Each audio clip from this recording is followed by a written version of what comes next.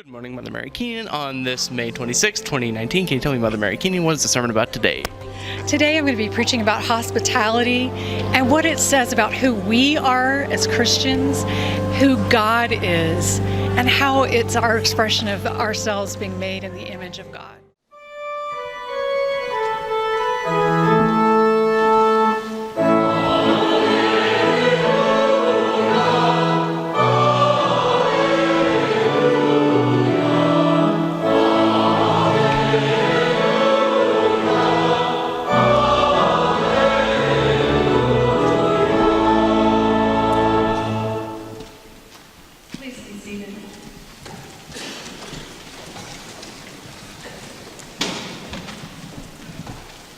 Today I'm going to preach about hospitality, which is something that we in Texas and throughout the South talk about a lot. We pride ourselves on being friendly, welcoming visitors with conversation and food. It's a core part of our identity, and visitors notice it. I've known people from other regions of the U.S. or even from abroad who are surprised when cashiers at H-E-B ask how they are and mean it. Hospitality in the modern world is not just about personal one-on-one welcoming, it's also a business. You can get a bachelor or master's degree in the profession of providing food and lodging to travelers. It is an industry, complete with professional associations and lobbyists. But for the church, hospitality is not just a cultural identity or a line of work. It is a signature identity and set of values. It is part of who we are and the way we express in concrete ways who God is. The values of hospitality, its place at the core of our life of faith, go all the way back to our origins. The stories in Genesis abound in examples of blessings that flow from welcoming strangers and the cursings that follow from harming them. And the words of the prophets remind us over and over and over again that neglecting care for widows and orphans leads to social upheaval and even exile. Why? Why is hospitality so important? In the environment in which our faith traditions were born, it was a desert. Communities gathered near water, but there were also many who wandered. Nomadic herdsmen, itinerant traders. The rules of hospitality were a matter of life and death for the people who lived in this desert environment. The wanderers needed access to water. The settled communities needed a sense of protection. And so the region that we now call the Middle East developed strict rules for how to make sure everyone had the water and protection they needed to live. Welcoming the stranger, the immigrant, became a signature value and a sign of respecting life, of sharing life. These communities were made up of extended families based on male leadership, where everyone had a place. Everyone except widows and orphans.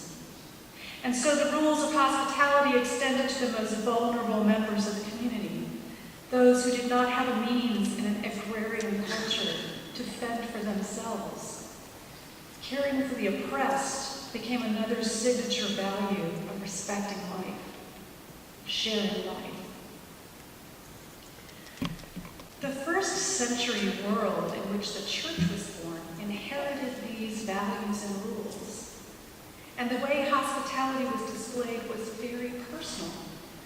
You welcomed strangers into your home and fed them. Outside of large cities, there was nowhere else for them to go. You left the edges of your fields for the poor to harvest, because that was the only food bank they had access to. So hospitality was practical, and yet it was more than that. From the very beginning, hospitality was more than a set of rules. It was also deeply spiritual. Hospitality in the world of first-century Christians and Jews was sacred. And it's no mistake that hospitality is the theme of our readings today and for this Easter season. This is the time when we remember and anticipate the founding of the church and the coming of the kingdom of heaven. Psalm 67 reminds us that hospitality first comes to us from God. The earth has yielded its increase. God, our God, has blessed us. In John's gospel, John heals an invalid, someone whom others have walked around and ignored. Jesus extends hospitality to him, shares life with him, and he does it on the Sabbath, making it clear that hospitality is not work. It's a blessing.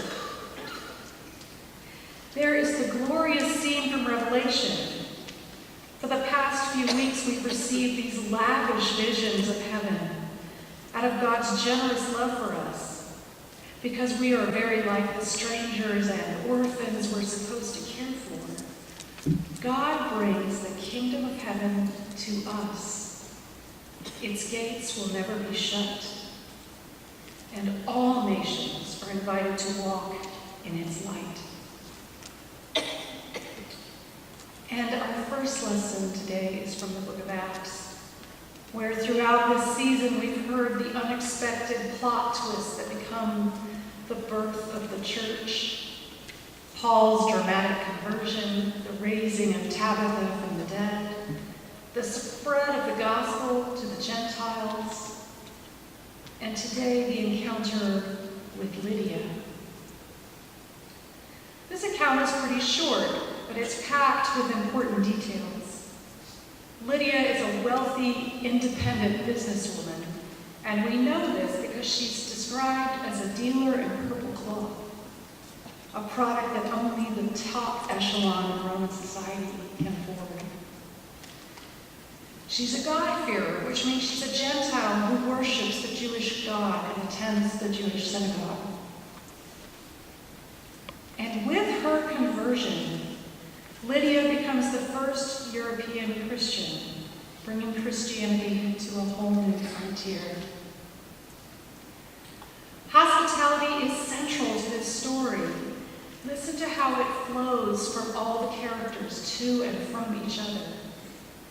A group of women worshiping by the river welcome Paul, and they listen to his teaching. God opens the heart of this Gentile woman, Lydia. Paul baptizes her, welcoming her into the household of God, as we say.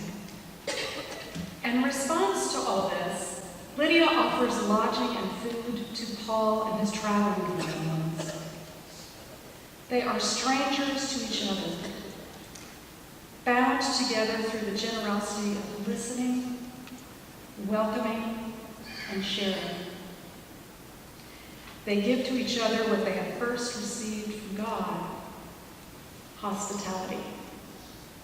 And from this hospitality, a new church is planted and faith grows. Hospitality flows from God. There's nothing we can give, not food or protection or even our own company, that was not first given to us by God. Yet the giving and receiving works in reverse as well. When you offer hospitality, you will receive from God. You give what you receive. When you give, you also receive. Hospitality is an unbroken circle. My mentor in divinity school, Letty Russell, saw a profound link between hospitality and justice. In her final book, published after her death, she defines hospitality this way. It is the practice of God's welcome, embodied in our actions, as we reach across difference to participate in God, bringing justice and healing to our world. This giving and receiving of hospitality is the very nature of God.